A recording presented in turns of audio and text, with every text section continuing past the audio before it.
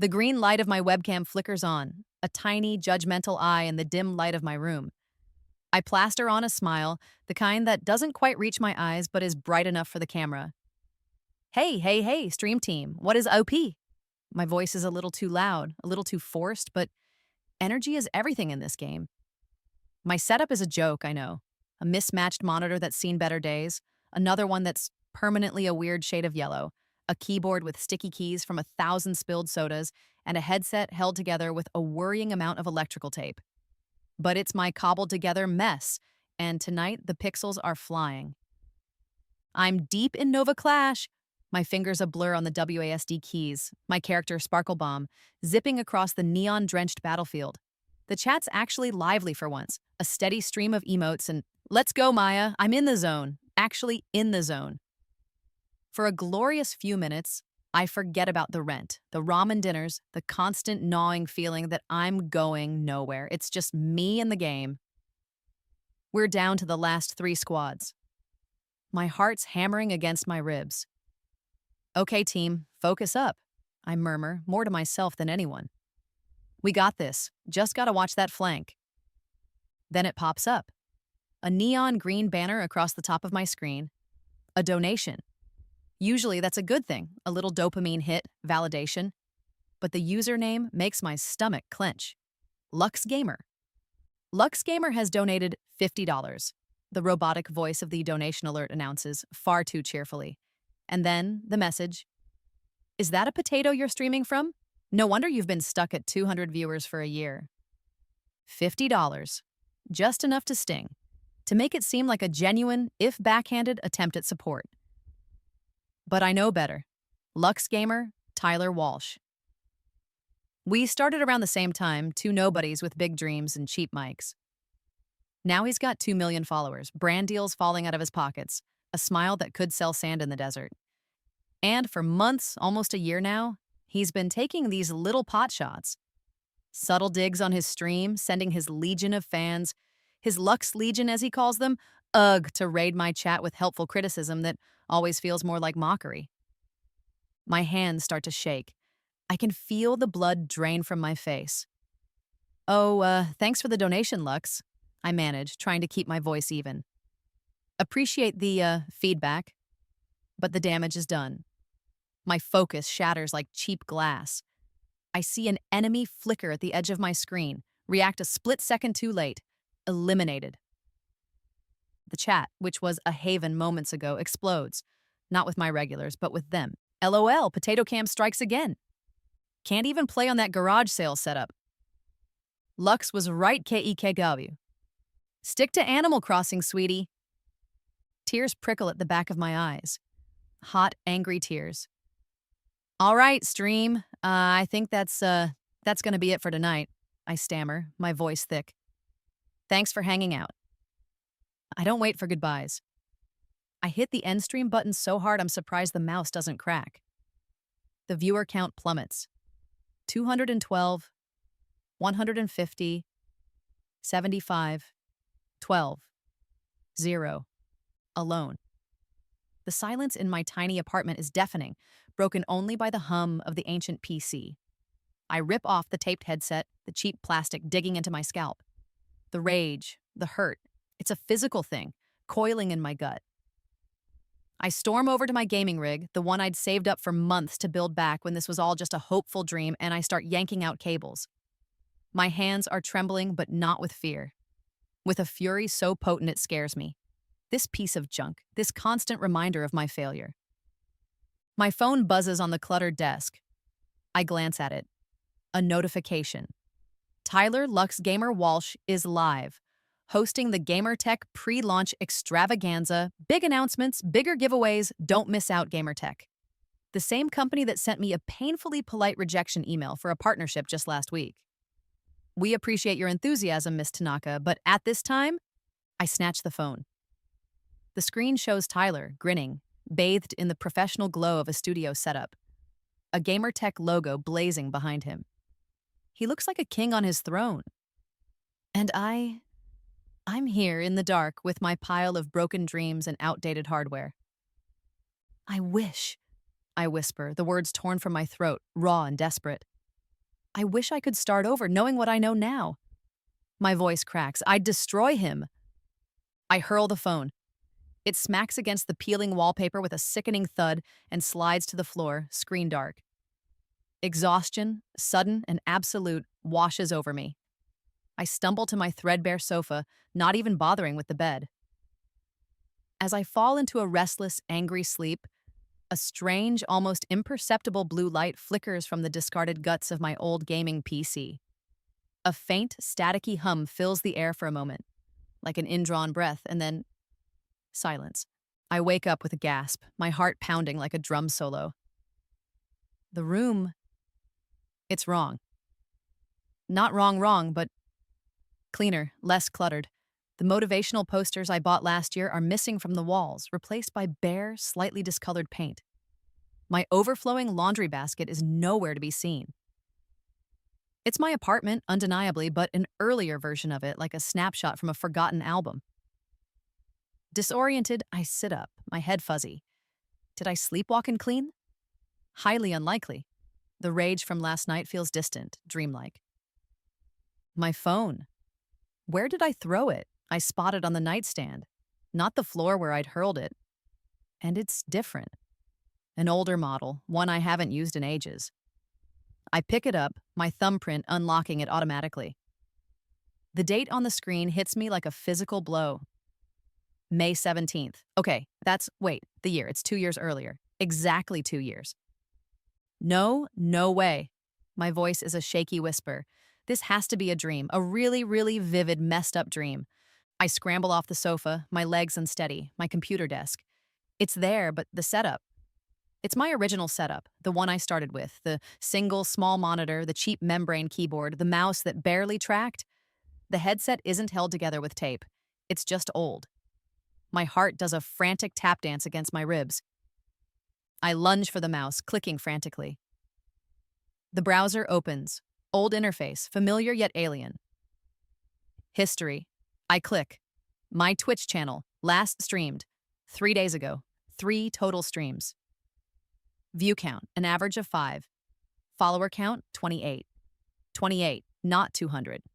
Not the stagnant plateau I'd been stuck on for a year. This is ground zero. Panic claws at my throat, quickly followed by a dizzying wave of something else. Not quite hope, but a wild, surging possibility. Social media, I mutter, my fingers flying across the ancient keyboard. Tyler Walsh, Lux Gamer. I find his profile. No slick graphics. No blue checkmark. Follower count, 50. His last post is a grainy photo of a new game he's excited to try. He hasn't even started his regular streaming schedule. He's a nobody, just like me. I lean back in my creaky chair, the springs groaning in protest. My mind is racing, trying to process the impossible. 2 years. I have 2 years of knowledge. Every gaming trend that's about to hit, every viral moment, every industry shift, every sponsorship deal, every betrayal. The rise of Cosmic Rift as the next big esport. The fall of Heroes Vanguard after the disastrous patch 3.5. The exact week Flora Valley would become the cozy game sensation. I know which indie darlings will explode and which AAA titles will disappoint. The initial disbelief, the sheer, mind-bending shock, begins to recede, replaced by a bubbling, almost manic exhilaration. A second chance. This isn't a dream, this is real. I'm back. My bank account. I need to check my bank account. With trembling hands, I log in. The balance, it's there, my savings. The money I'd carefully squirreled away from my soul-crushing office job before I took the plunge, before I quit to chase this insane streaming dream full-time. It's not a fortune, but it's enough. More than enough to do this right. I jump up, pacing the small room. My old, slightly dusty notebook and a pen. I grab them from a drawer I haven't opened in this timeline, apparently just a few days. I flip to a clean page. My hand is surprisingly steady as I begin to write. Phase 1, Foundation. Equipment upgrade, moderate, no need for overkill yet. Content strategy, upcoming hits, Cosmic Rift, early access, Flora Valley, anticipate trend. Community building, authenticity, engagement, Discord server from day 1. The words flow, milestones, content calendars, networking opportunities, and who to avoid. I feel like a general plotting a campaign, every move considered, every outcome anticipated. Then I stop. One date.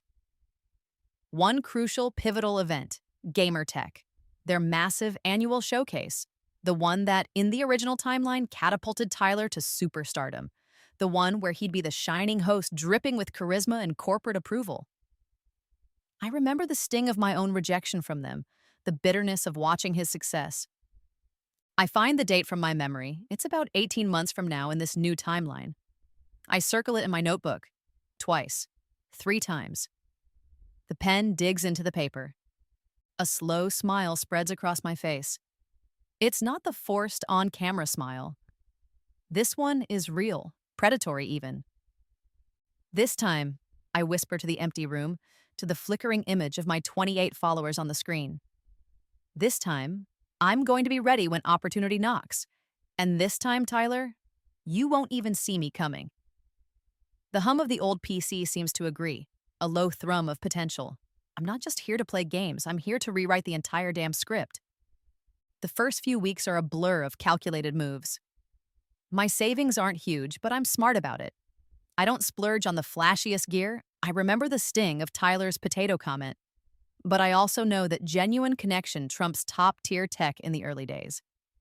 I invest in a solid microphone. Audio is king, a lesson I learned the hard way.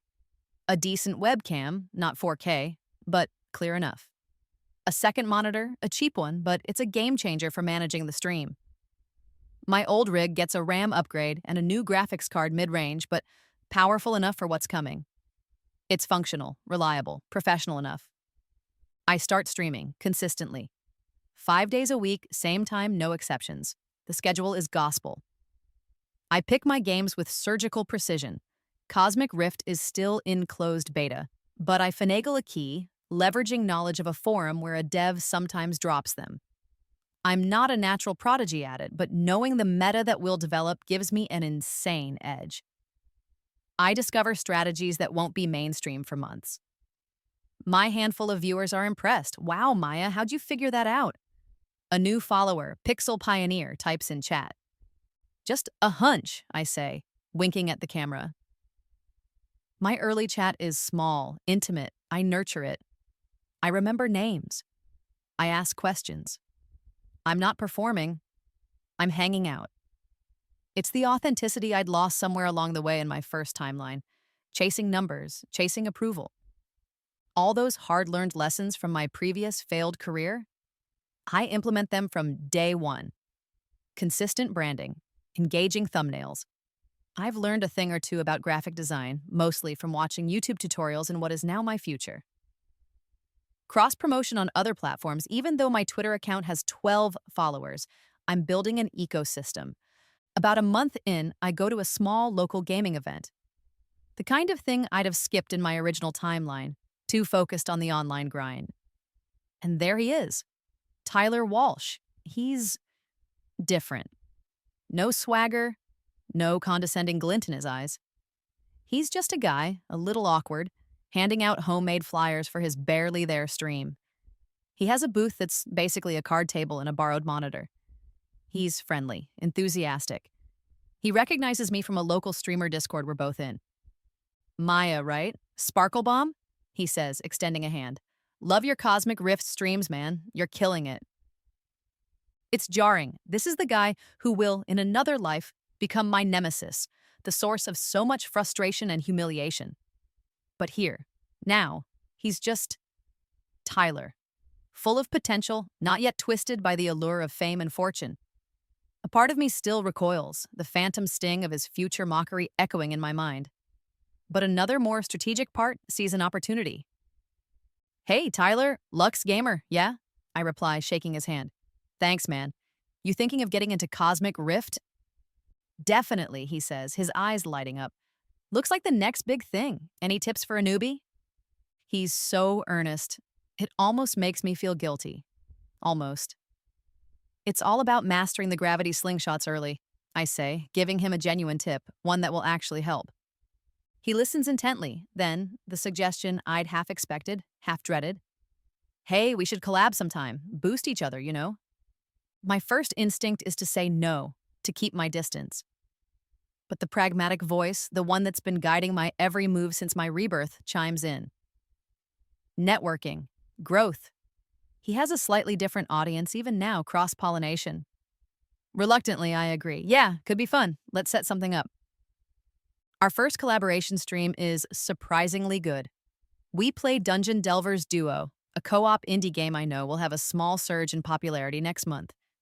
My future knowledge makes me seem like a natural strategist, effortlessly guiding us through a particularly tough dungeon that other new players are struggling with.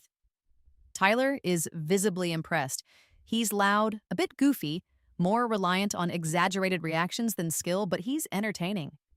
Our dynamic works somehow. My calm, knowledgeable approach balances his chaotic energy. Dude, Maya, you're a genius, he exclaims after we clear the final boss. How did you know that secret passage was there? Just a lucky guess, I lie smoothly. The chat is eating it up. My viewer numbers, usually hovering around 50 by now, jumped to over 150 during the collab. His do too. It's a win-win. After the stream, he DMs me. Seriously, Maya, thanks. That was awesome. Any other games you got your eye on? He seems genuinely supportive, eager to learn. My follower count starts to climb. Slowly at first, then picking up momentum. It's a steady, organic growth, built on consistency and genuine interaction. Tyler's grows too, but in fits and starts. He stumbles onto a minor viral moment by accident, a rage quit that gets clipped and shared. He leans into it. His content becomes flashier, more reliant on exaggerated reactions, clickbait titles. He starts doing more giveaways, funded by what I suspect are early small-time sponsors he's hustling. I watch his transformation with a strange sense of detachment, like a biologist observing a specimen. The first signs of the arrogant Lux gamer I knew are beginning to surface. He starts making little jabs at other small streamers, nothing too overt, but the dismissive tone is there. During one of our later, less frequent collabs, we brainstorm a new segment idea for his channel. A week later, he launches it, presenting it as entirely his own. He doesn't even mention our conversation. The sting is familiar. 6 months. 6 months into this new life, and I hit 50,000 followers. It took me almost 2 years to reach that point in my previous timeline. The notification pops up midstream. A genuine, unforced smile breaks across my face. 50,000! You guys are amazing! I exclaim, my voice thick with real emotion this time. Thank you, thank you, thank you. The next day, an email lands in my inbox. The subject line, partnership opportunities, Gamertech. My breath hitches. Gamertech, already?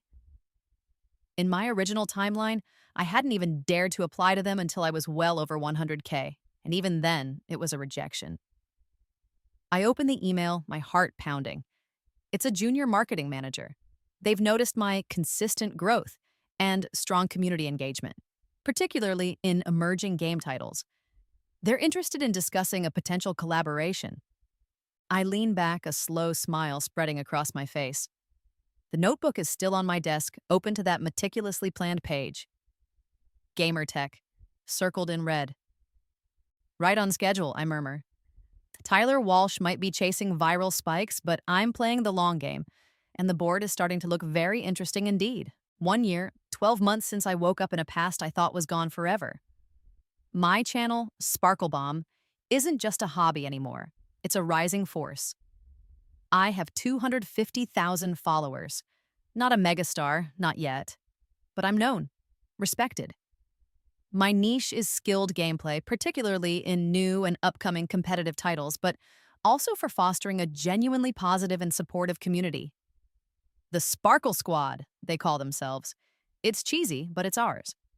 I make sure my mods are active, that toxicity is squashed quickly but fairly. We're a haven, not a battlefield. Tyler, or Lux Gamer as the world now knows him, is at 500,000, 500,000. His growth has been explosive, fueled by a relentless barrage of flashy stunts, high stakes, and sometimes questionable giveaways, and an increasing number of call-out videos. He targets other streamers, big and small, manufacturing drama, feeding the insatiable hunger of the internet for conflict. His Lux Legion is fiercely loyal, quick to defend him and attack anyone he paints as an enemy. He's entertaining, no doubt, charismatic in a brash, over-the-top way. But the earnest, slightly awkward guy I met at that local gaming event, he's gone, replaced by a persona. Then comes the announcement. My Gamertech partnership. It's not a headline deal, not the kind Tyler is probably already angling for.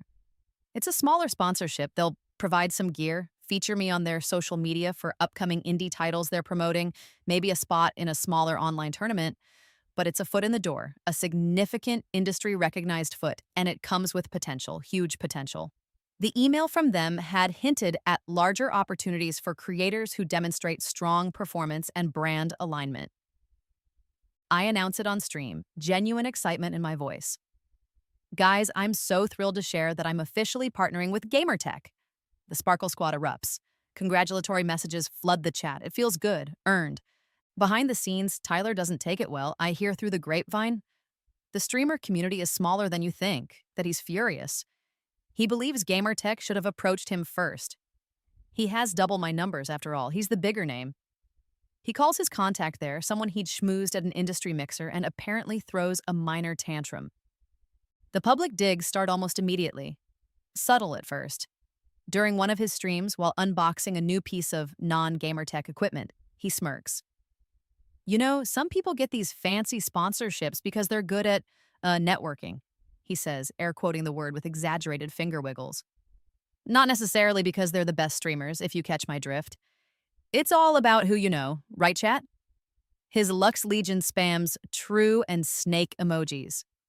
It stings. More than I want to admit. Especially after those early days, after I genuinely tried to help him, gave him tips, collaborated when he was still a nobody, but I don't bite. I maintain my professionalism. On my streams, I'm all positivity, all focus on the games, the community. I don't mention his name, I don't acknowledge the shade. But our mutual followers, the ones who watch both of us, they notice. The comments sections on our VODs, on Reddit threads discussing us, become battlegrounds. Maya earned it. Lux is just jealous. Lux is way more entertaining. Maya is boring. The community starts to fracture, taking sides. The friendly rivalry, if it ever truly was friendly, is over. This is just rivalry. Then the big one. Gamertech announces a major online tournament for Cosmic Rift, their flagship sponsored game, a huge prize pool, massive exposure, and guess who are among the invited headline streamers? Me and Tyler. This is it. My future knowledge, my secret weapon, feels like a live current under my skin. I know this game. I know the meta that's going to dominate this tournament, the character builds that will be unstoppable, the map strategies that nobody else has figured out yet. For weeks, I practice, not just grinding mechanics, but drilling the exact strategies I know will lead to victory. I study VODs from what would have been future tournaments in my old timeline, memorizing plays, counterplays. I'm not just preparing, I'm programming myself for success. Tournament day. It's an all-day affair, streamed live on Gamertech's official channel, with casters, analysis, the whole 9 yards. Millions are watching. I play methodically, calmly, executing my pre-planned strategies flawlessly. I don't showboat, I don't taunt, I just win. Round after round, Tyler is also advancing. He's a good player, I can't deny that. Flashy, aggressive. He relies on surprising his opponents, on raw mechanical skill. He's clearly put in the hours. He wins his matches with a lot of shouting, a lot of hype. The crowd loves him, and the brackets converge. The inevitable happens. The grand finals, Sparkle Bomb versus Lux Gamer. Me versus Tyler. The casters are hyping it up. The methodical mastermind versus the aggressive showman. This is the matchup we've all been waiting for. My heart is surprisingly calm. This moment. I've seen it coming for a year. He sits across from me in the virtual lobby, his Lux Gamer avatar exuding a cocky confidence. He sends me a private message in the game client. Ready to get wrecked, Potato Cam? I don't reply, I just ready up. The match begins. Best of 5. He comes out swinging, hyper-aggressive, just like I knew he would. I weather the storm, my defense tight, unshakable. I'm not just playing against him. I'm playing against his tendencies, his habits, his future self that I remember so clearly. I anticipate his every gank, every rotation, every ultimate. It's like he's moving in slow motion. I win the first game. Decisively. He looks rattled. He overcommits in the second game, trying to force a win. I punish him for it. 2-0. The third game. He's visibly tilted. He's trying new things, desperate things, but I have an answer for everything. It's a masterclass. My Sparkle squad in the Twitch chat is losing their minds. The neutral viewers are stunned. 3-0. A clean sweep. I am the Gamertech Cosmic Rift champion. The virtual confetti falls. The casters are screaming. I allow myself a small, genuine smile. Tyler says nothing. He disconnects from the lobby before the post-match interview.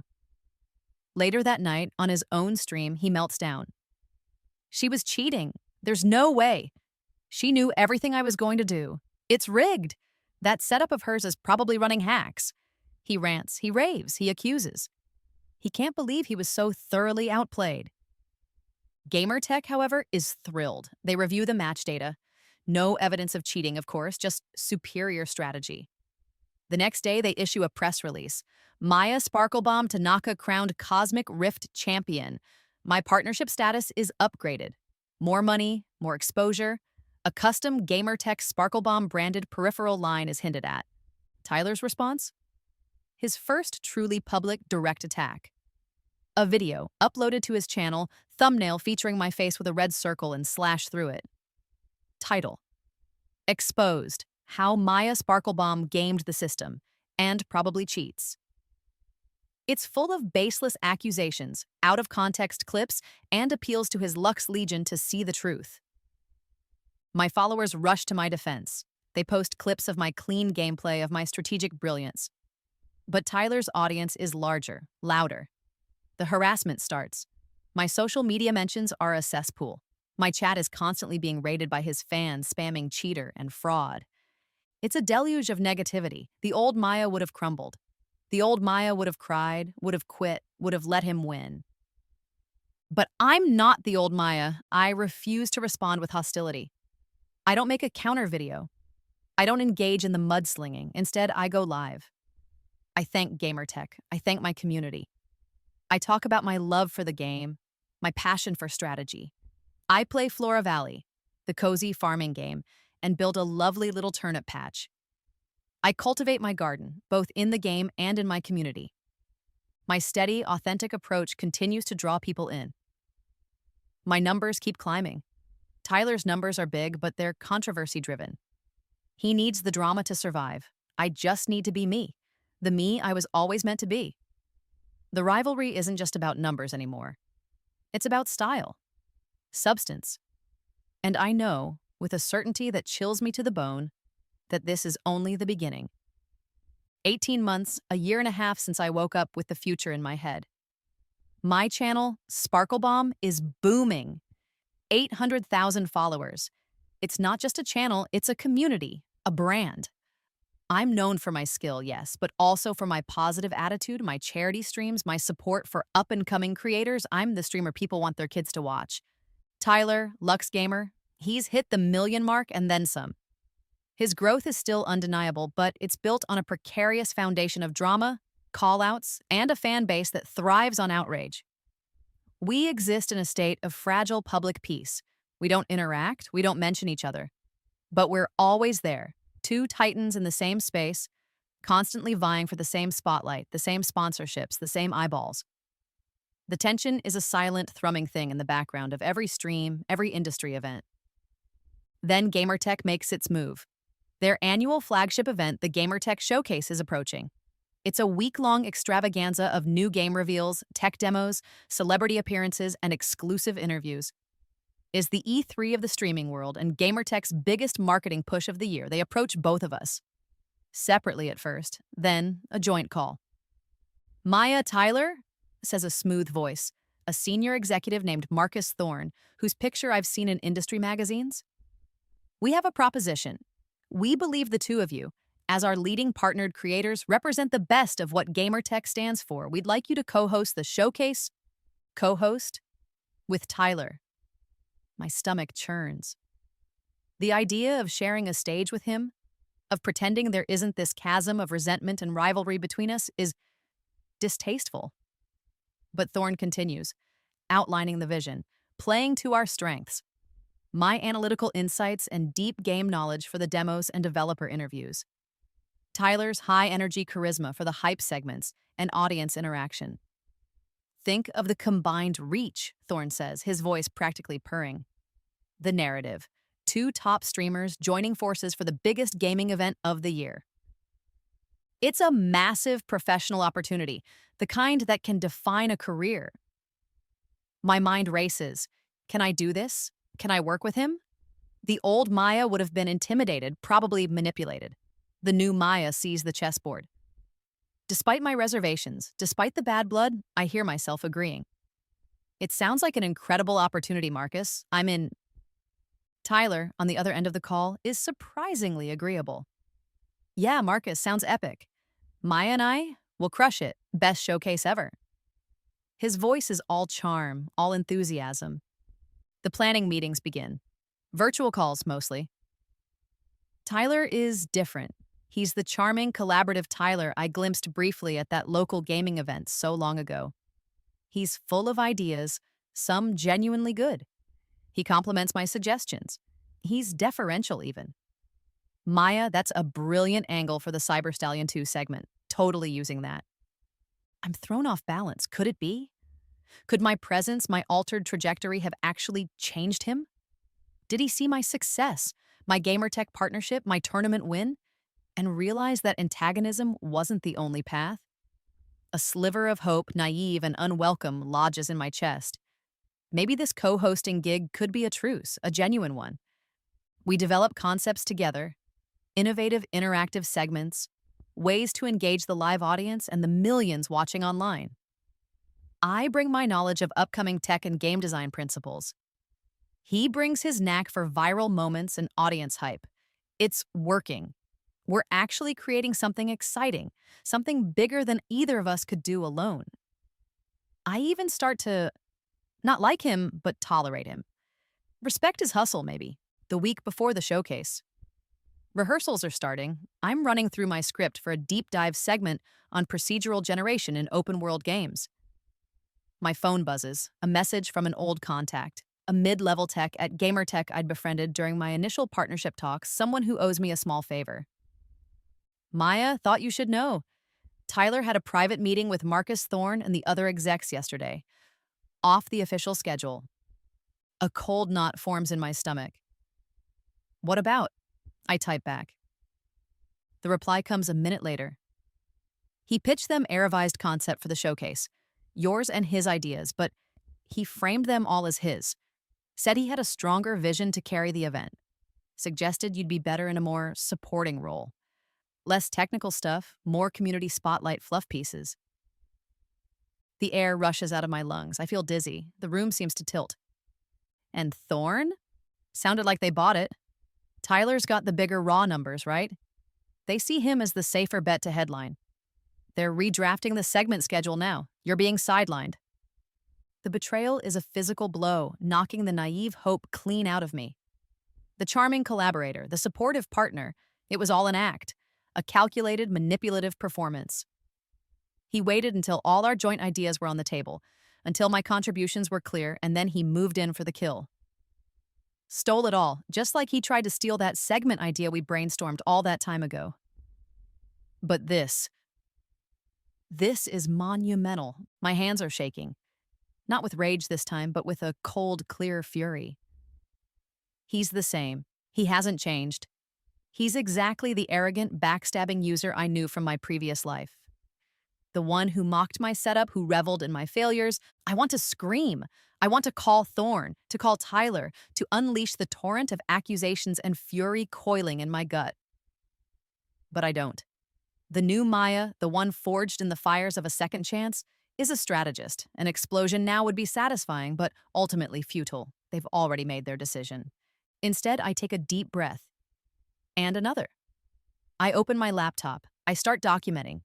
I save every email exchange with Tyler about the showcase planning, every shared document with our brainstorming notes, time-stamped, every message where he praised my ideas. I have a meticulous record of our collaboration, of my contributions.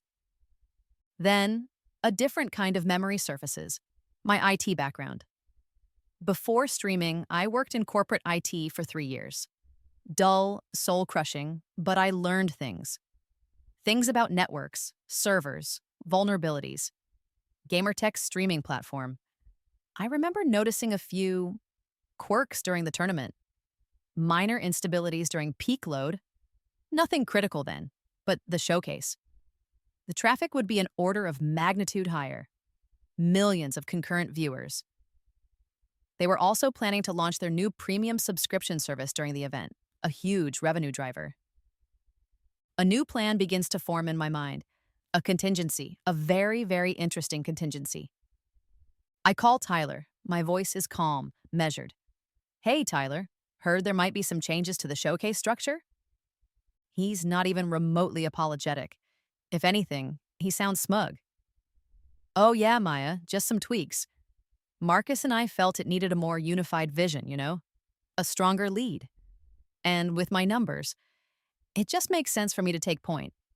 Don't worry, you'll still have your moments. My ideas seemed pretty good when we were developing them together, I say, keeping the ice out of my voice. They were good, Maya, real good, he concedes magnanimously. Great starting points. But I can execute them better. Bigger platform, bigger impact. It's just business, no hard feelings. The exact same arrogance, the exact same dismissive tone from my previous timeline when he'd belittle my achievements. No hard feelings. Oh, I have feelings, Tyler, but you won't like them when I'm done. Right, I say. Just business. See you at rehearsals. I hang up. Rather than exploding, I strategically, almost meekly, accept the reduced role. I'll be the good soldier. I'll smile. I'll do my little community segments. And I'll watch. And I'll prepare. During the flurry of pre-event publicity, Tyler is front and center. He talks about his vision for the showcase, his innovative ideas for audience engagement. He takes full credit for everything. The media eats it up. Lux Gamer, the visionary. I document it all, every article, every interview, and in the quiet hours when I'm not playing my assigned diminished role, I'm reaching out to a few trusted friends in the streaming community. Streamers I've helped, streamers who value integrity. I tell them I have a hunch there might be some technical issues during the showcase, that Gamertech's platform might be more fragile than they think. I suggest, very subtly, that it might be a good idea for them to have their own streams ready to go just in case. And maybe, just maybe, if the main event goes down, they could all coincidentally decide to point their audiences towards a certain other platform, a much more stable one, mine. The showcase is anticipated to bring record traffic to Gamertech's servers. Tyler's arrogance, Gamertech's greed, their vulnerable infrastructure. The pieces are all there. The game is afoot. And this time, I'm not just playing for viewers, I'm playing for keeps. The week of the Gamertech showcase arrives like a storm front, crackling with energy, smelling of ozone and impending chaos. Or maybe that's just my heightened senses. I'm a bundle of nerves, but not the jittery, anxious kind. It's a coiled, focused energy, like a spring wound tight. I'm the model of professionalism. I arrive early for every rehearsal, coffee in hand for the stressed-looking production crew. I offer helpful suggestions for my now truncated segments, minor tweaks to camera angles, lighting.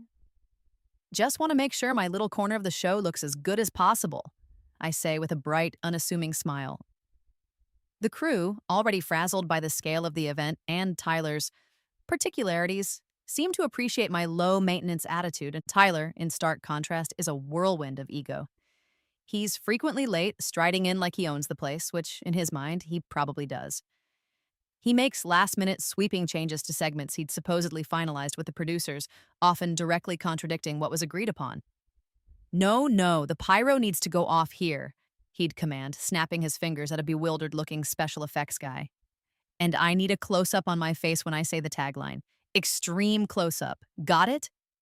The Gamertech executives, especially Marcus Thorrent, are clearly enamored with Tyler. They laugh a little too loudly at his jokes, nod enthusiastically at his pronouncements. He's their golden boy, their ticket to viral success. They give him the prime segments, the most camera time, the biggest entrances. My segments are relegated to the quieter, off-peak hours, mostly focused on community engagement and indie spotlights. Important, sure, but not the headline-grabbing stuff. I'm the palate cleanser between Tyler's main courses. I use my time wisely. While Tyler is busy demanding his latte be exactly 165 degrees, I'm helping the technical team. Hey guys, need a hand with that cable run? I'd offer, rolling up my sleeves. My old IT skills might actually be useful for something. They're understaffed and overworked, so they usually accept. This gives me valuable sanctioned access. I'm not snooping, not really. I'm just observing. Making mental notes of their server architecture, their load balancing protocols, or lack thereof, their backup system configurations. I spot a few glaring vulnerabilities, things a competent IT audit would have flagged immediately. Sloppy patching, default admin passwords still in place on some non-critical but still connected systems. Their streaming platform is a patchwork of off-the-shelf solutions and custom code, clearly rushed to market. It's built for shine, not for resilience. Tyler's behavior grows increasingly dismissive, not just towards me, but towards the entire production crew. He barks orders. He belittles their efforts. Is this amateur hour? He sneers at a sound tech struggling with feedback from his mic. Get it together, people. This is the Lux Gamer Show now. During the final dress rehearsal, the day before the showcase goes live, it happens. My segment is a pre-recorded piece about the importance of accessibility in game design, something I'm genuinely passionate about. As it plays on the big screens in the empty arena, Tyler, lounging in a plush chair reserved for headline talent, lets out an exaggerated yawn. When the lights come up, he smirks at me, his voice carrying over the comms. Seriously, Maya, that's your big contribution? Important stuff, I guess, for the, 5 people who care? This is why you're still playing catch up to my numbers. People want excitement, not lectures. Marcus Thorne and a couple of other gamer tech execs standing nearby chuckle. They actually chuckle. They have no idea how much their multi-million-dollar showcase is about to depend on the very person they're allowing to be ridiculed. The irony is so thick, I could bottle it and sell it as a stress reliever. I just smile sweetly. Glad you enjoyed it, Tyler. Later that afternoon, during a production meeting I'm only peripherally part of, I learned the full extent of Gamertech's gamble. The showcase isn't just about hype. It's the grand launch of Gamertech Premium, their new subscription service. Exclusive content, ad-free viewing, early access to demos. Millions in marketing dollars have been poured into driving traffic to the platform, specifically to sign up for Premium during the showcase. And Tyler? He's set to receive a massive 7-figure bonus if they hit their ambitious subscriber targets by the end of the week. No wonder he was so keen to take over. The night before the showcase, I'm in my hotel room, going over my notes. My real notes. The ones about server capacities and traffic choke points. My phone buzzes. A message from Tyler. Try not to embarrass yourself tomorrow, Sparkle Chump. Some of us were meant for the spotlight. The rest are just background noise. I stare at the message. The old anger flickers, but it's quickly doused by the cold, clear waters of my plan. I don't reply to him. Instead, I make a few calls to my small, trusted network of streamer allies. Code words we'd agreed upon.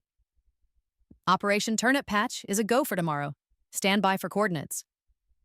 They confirm. They're ready. They know their roles. One last call. I dial Tyler's number. He picks up on the third ring, his voice wary. What? Tyler, I say, my voice calm, almost gentle. Tomorrow is a big day for both of us. For Gamertech. We can still do this together. We can both succeed. The original plan, our collaborative ideas, they were good. We can make this the best showcase ever, genuinely. I'm giving him one last chance. A chance to salvage something. A chance to not be the villain of this story. His laugh is harsh, dismissive. Are you kidding me, Maya? I don't need you. Never did. Your budget setup and your desperate attempts to stay relevant are just sad at this point. Tomorrow, the world sees what a real star looks like. Stay out of my way. He hangs up. I close my eyes for a moment. So be it. He's made his choice, and now I make mine. I open my laptop, my personal streaming dashboard. I check my setup. Everything is green. My own platform, built with resilience, ready for a surge. The stage is set, the players are in position. Tomorrow, the show begins. And it's going to be one for the history books, just not the way Gamertech or Tyler Walsh expects. The day of the Gamertech showcase dawns bright and buzzing, a palpable thrum of anticipation in the air. Backstage is a controlled chaos of techs, producers, PR people, and the occasional bewildered-looking celebrity gamer. I arrive early, of course, calm amidst the storm. Tyler makes his grand entrance an hour later, entourage in tow, sunglasses on indoors, already in character. The showcase kicks off with a dazzling opening ceremony. Lasers, pyrotechnics, a thumping soundtrack. Tyler strides onto the main stage as the primary host, and I have to admit, he's good. Charismatic, commanding, he works the live audience into a frenzy. He's a natural showman, feeding off their energy. Millions are tuning in online across Gamertech's platform and their syndicated feeds. The viewer numbers are already astronomical. I perform my allotted roles perfectly. My early segment is a short, pre-recorded interview with an indie dev team. I keep it engaging, insightful, highlighting their passion. The live audience response is polite, a gentle ripple before Tyler storms back on for a major game reveal that sends them into hysterics. Behind the scenes, when the cameras are off, Tyler's dismissiveness continues. A condescending pat on my shoulder here, a muttered, "Stick to the small stuff, sweetie," there. I just smile, a serene, knowing smile that seems to unnerve him more than any argument would. My main live segment is scheduled for mid-afternoon, a showcase of promising indie games being launched exclusively on the Gamertech platform. It's a lower-key part of the event, designed to give viewers a breather between the AAA blockbusters. As I step onto the smaller B stage, I take a deep breath. This is it, Phase 1. "Hey everyone, Sparklebomb here," I begin, my voice warm and inviting. We've seen some incredible big-budget titles today, but now I want to shine a light on some truly innovative indie gems that you can play right now on the Gamertech platform. I walk through their 3 different games, my enthusiasm genuine. They actually are pretty cool titles. For each one, I smoothly, subtly encourage the viewers. And folks, if this looks like your kind of game, you can download the demo or wishlist it on the Gamertech store this very second. Show these amazing devs some love. I can see the real-time analytics on a discrete monitor, a small surge in traffic to those specific store pages on Gamertech's site. Good. A little warm-up for their servers. I wrap up my segment, thank the audience, and step off stage, my heart thumping a steady rhythm of anticipation. The showcase continues. More big reveals, more Tyler preening and hyping. Then, the moment approaches. Tyler's keynote segment. The grand unveiling of Gamertech Premium. This is the centerpiece of their entire strategy. As Tyler takes center stage, bathed in a golden spotlight, a hush falling over the arena, I tap a command into my discreet burner phone. Go. Around the world, my network of allied streamers, all live on their own channels, simultaneously receive the signal. "Hey chat," says Pixel Pioneer to his 20,000 viewers. "Heard Gamertech Premium is launching right now. Let's all go try and sign up at once and see if their servers can handle the Pixel army." Similar messages, tailored to their own communities, go out from a dozen other channels. Tens of thousands of dedicated fans, all directed to the Gamertech Premium sign-up page at the exact same moment. A beautifully orchestrated, perfectly legitimate flash mob of digital enthusiasm. On stage, Tyler is building to his crescendo. "For years, you've asked for more exclusives, more access, more Gamertech, and we've listened." Behind him, on the giant screen, the Gamertech Premium logo is meant to animate gloriously. Instead, the loading animation starts to stutter. The live viewer count on the official Gamertech stream, visible on monitors backstage, begins to dip. 5 million, 4.8 million, 4.5 million. I'm monitoring the traffic patterns on another hidden feed, using web analytics tools I know well. The initial surge from my indie segment was a ripple. This coordinated sign-up wave is a tsunami. Their servers are showing critical strain, latency skyrocketing, packet loss. I can see the exact choke points I'd identified earlier turning deep red on my monitor. Tyler, oblivious, continues his rehearsed speech, his voice booming. Today, we're not just launching a service, we're launching the future of gaming. Introducing GamerTech Premium. He throws his arms wide. The spotlight intensifies. This is his hero moment. And that's when it happens. The GamerTech platform crashes, completely. The mainstream cuts to a buffering wheel. Then, an error message. The giant screen behind Tyler flickers, goes black, then displays a dreaded 503 service unavailable. The live viewer count across all official channels plummets to 0. Disconnected. A wave of confusion ripples through the live arena audience. Murmurs turn into shouts. Technicians are scrambling backstage, headsets crackling with panicked voices. Backup systems, the ones I'd noted had shoddy configurations, fail to engage properly. They're dead in the water. Tyler stands there, frozen in his triumphant pose, the golden spotlight now making him look foolish and exposed. His smile wavers, then collapses. Technical difficulties. He stammers into the dead microphone. He looks wildly around, his bravado evaporating. This is my cue. I walk calmly from the wings, microphone in hand. One I'd ensured was on a separate, reliable audio board. I step onto the main stage. Good evening, everyone, I say, my voice clear, steady, carrying through the arena's PA system, which is thankfully still operational.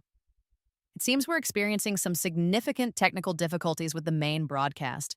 I glance at Tyler, who looks like he's seen a ghost.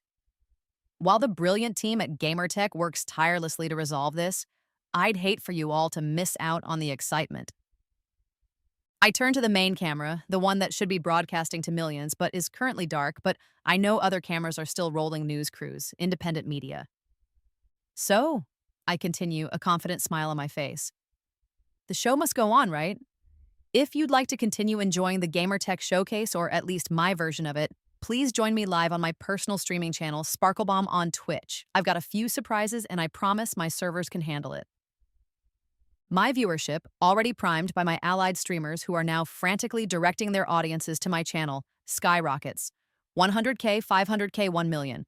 1.5 million concurrent viewers. On my platform, my chat is a blur of Maya Saves the Day, Sparkle God, Potato Cam, FTW.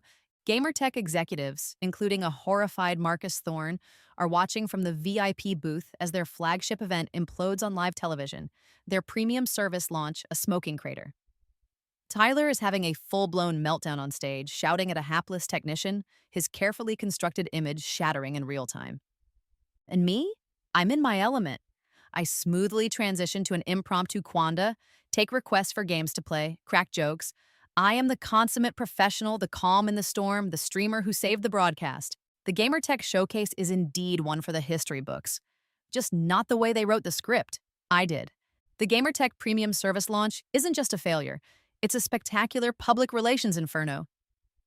GamerTech showcase crashes and burns, screams one headline. Lux Gamer meltdown goes viral, blares another. The fallout is immediate and brutal. Backstage, as I'm calmly winding down my impromptu Save the Day stream, which peaked at just over 2.2 million viewers, by the way, Tyler is apoplectic. I can hear his shouts echoing from a nearby green room. He's blaming the technical staff, the lighting guy, the caterers, anyone but himself or the fragile platform he was championing. It's not a good look. Security eventually has to escort him out when he reportedly throws a monitor. In stark contrast, my quick thinking and the seamless transition to my personal stream receive widespread industry praise. Social media is flooded with clips of me effortlessly handling the crisis, juxtaposed with Tyler's on-stage tantrum. My follower count, which was already a healthy 800K before the showcase, explodes. It surges past Tyler's, then past 1.5 million, and keeps climbing. For the first time, I'm definitively bigger than him. Much bigger.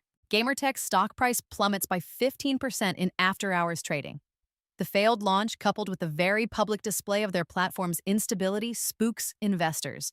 An internal investigation is immediately launched.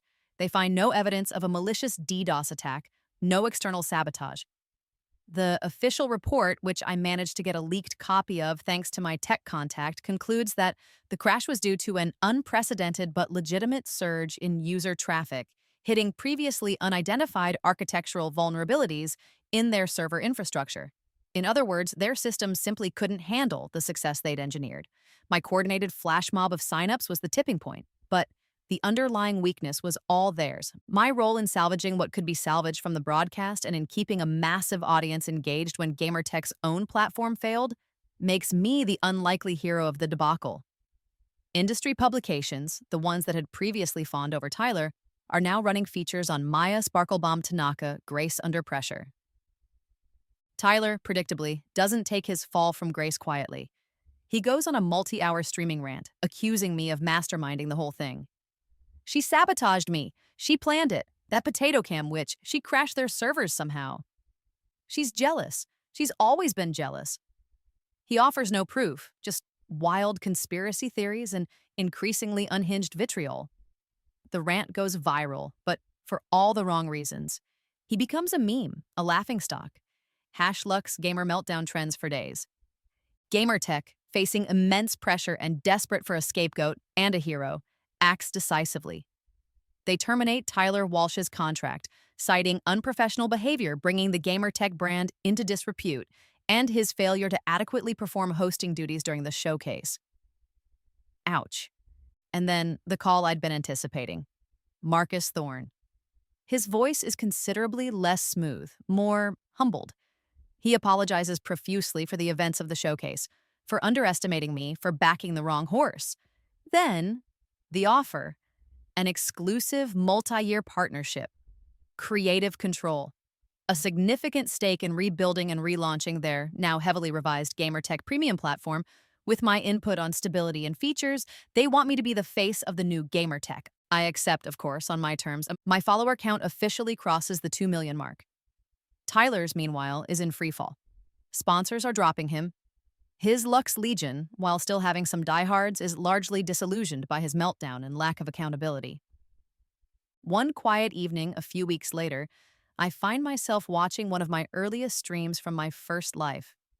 The grainy footage, the terrible lighting, the nervous, hopeful Maya with her 200 viewers. I'm sitting in my new, state-of-the-art streaming studio, a stark contrast to that old, cobbled-together setup. A bittersweet ache fills my chest. It's been such a long, strange journey, across 2 lifetimes. How differently things have turned out. My phone buzzes. A new message on a burner social media account I barely use. Unknown sender. You planned this, all of it. I don't know how you did it, but you did. You'll regret making an enemy of me, Maya. This isn't over. I recognize the phrasing. The impotent rage. It's Tyler. And it's almost identical to a message he'd sent me in my previous life, after some minor online squabble I can barely remember. Back then, that message had filled me with dread, with fear. Now, I just smile. A small, satisfied smile. Instead of fear, I feel a strange sort of peace. And maybe, just maybe, a tiny hint of compassion for the arrogant, insecure boy who could have been so much more if only he'd chosen a different path. This time, Tyler, it is over. At least this chapter is. And I'm the one who wrote the ending. 6 months. Half a year since the Gamertech showcase became the stuff of internet legend. My legend, Tyler's cautionary tale. My world has transformed. Sparklebomb is no longer just a channel. It's an empire. Multiple channels, actually. One for competitive gaming, one for cozy indie titles, even an educational one where I teach game design basics. A merchandise line designed by talented community artists sells out within hours of each drop. My charity initiatives have raised hundreds of thousands for various causes. I'm not just a streamer. I'm an influencer, a brand, a businesswoman. One of my core missions now is to elevate other small streamers, particularly women and underrepresented voices in gaming. I host weekly indie spotlight segments featuring new talent, raid their channels with my massive Sparkle Squad, offer mentorship. I remember the struggle, the feeling of being invisible, and I'm determined to make the path a little easier for others. Gamertech, true to their word, has rebuilt its platform with me as their primary partner and consultant. It's stabler, more user-friendly, and features robust support for emerging creators.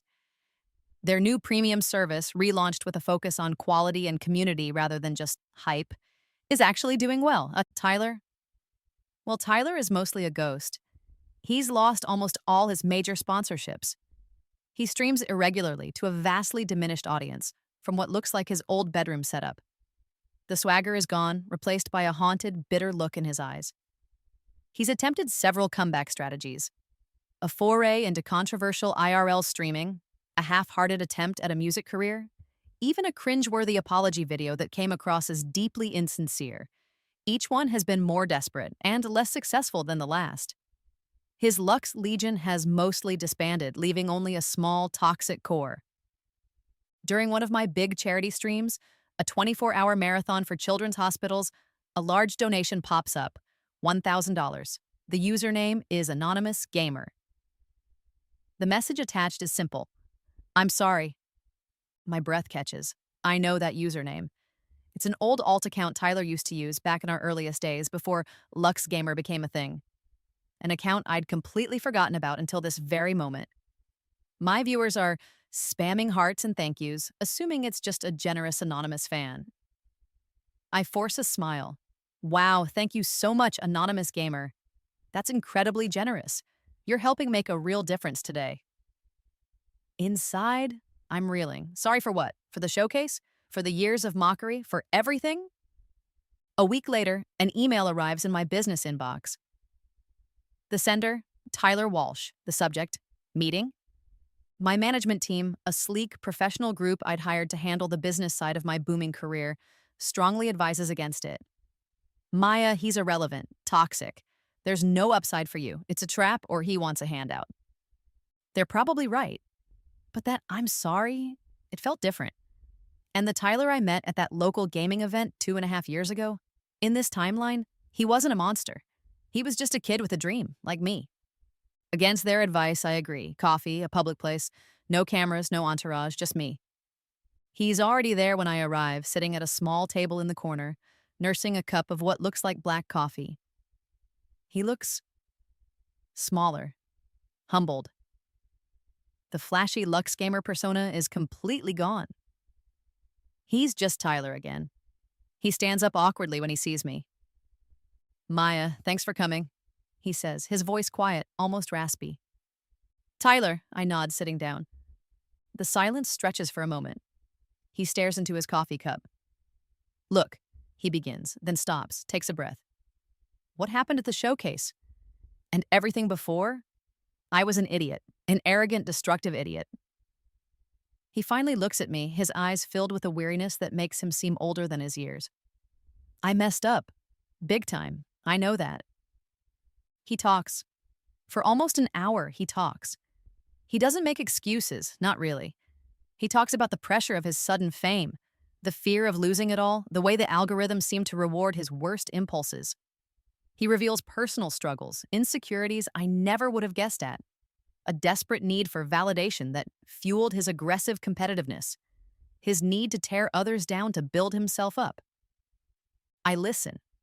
I just listen. And as he speaks, I remember my own darkest moments from my first life. The loneliness, the desperation, the feeling of being a failure, the rage that had consumed me. I hadn't handled it by lashing out at others, but the pain, the root of it, felt familiar. "I'm not asking you to forgive me, Maya," he says finally, his voice raw. "I don't deserve that, but I want to try and build something again. Something real this time, with integrity. I don't even know where to start. You did it right. Even with me trying to tear you down, you stayed true to yourself. How?" I consider his question, considering the tangled mess of our intertwined careers across 2 timelines. He doesn't know about my rebirth, about my impossible advantage. He just sees the outcome. "You start over," I say, my voice gentle but firm. "Not with gimmicks. Not with drama or stunts. You find what you're genuinely passionate about. You connect with people, for real, and you're honest.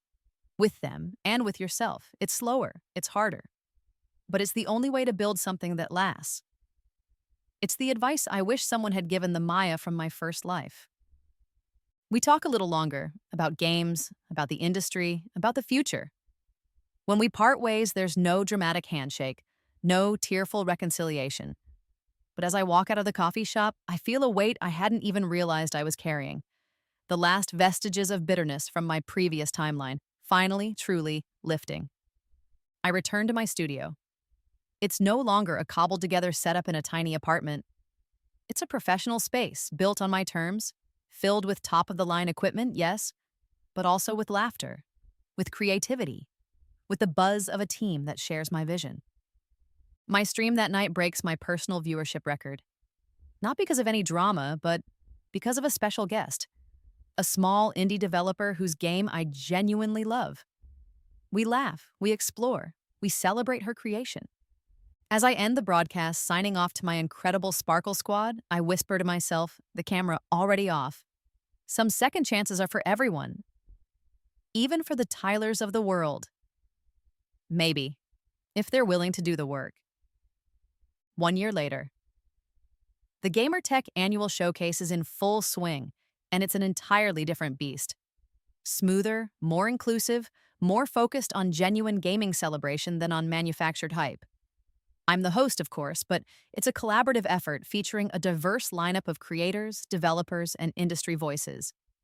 It's now widely considered the premier event in the gaming calendar, a testament to what happens when you prioritize community and stability. My streaming network, Sparklebright Creators, now supports dozens of up-and-coming streamers, providing them with resources, mentorship, and a platform to shine. We're changing the landscape one positive stream at a time. Tyler Walsh is still around. He's rebuilt slowly, painstakingly. His channel is much smaller now, a niche community focused on intricate game design analysis and thoughtful commentary. He also mentors a few aspiring game developers, sharing his hard-won lessons about the industry's pitfalls. There's no flash, no drama, just quiet passion. We're not friends, not exactly, but there's a mutual respect. We occasionally collaborate on industry education initiatives, panels about responsible content creation, mental health, and gaming. He never reached the dizzying heights of Lux Gamer again, but he seems content. More genuine than I ever saw him in his past life. I never told anyone about my rebirth, about the impossible journey that brought me here. It's my secret, a strange, unshareable core around which this new life has been built. One late night, after a particularly long but rewarding charity stream, I'm finally unpacking the last few boxes from my move to a new, larger apartment. Tucked away at the bottom of one, wrapped in old newspaper, I find them. The broken, mismatched pieces of my original taped-together headset. The one Tyler had mocked. The one that had been a symbol of my frustration and failure. As I hold the pieces in my hand, a faint, familiar electrical current seems to hum through them, just for a second. A whisper of static, a flicker of blue light in my memory. And then it's gone. For good this time, I smile. I take the broken headset and place it carefully in a small, empty display case on a shelf in my streaming room. A reminder, not of failure, but of beginnings, of where I started both times. My phone buzzes. A message from Marcus Thorne at GamerTech. They're proposing a new initiative, a scholarship fund for aspiring streamers and game developers from underprivileged backgrounds. They want to launch it in my name. The proposed name, the Phoenix Fund Rising from the Ashes. A genuine, heartfelt laugh escapes me. Perfect. I type back my approval, a wide smile on my face. I turn on my camera for a spontaneous, unscheduled stream. Just a quick goodnight to my community. Thousands flood in immediately.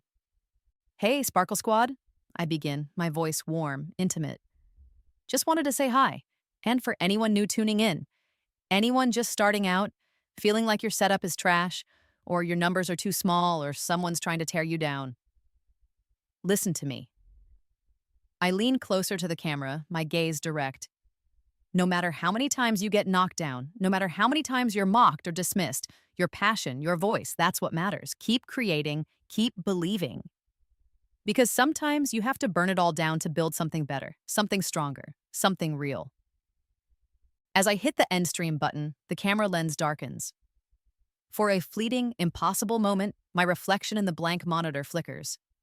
I see two Mayas, the broken, furious one from a life unlived, and the confident, scarred but strong one I am now. Just a heartbeat. Then the image settles, leaving only the present. The Maya who got a second chance, and not only seized it but reshaped her entire world. The Phoenix Fund. Yes, that has a nice ring to it. Rising from the ashes indeed, we all do, in our own ways.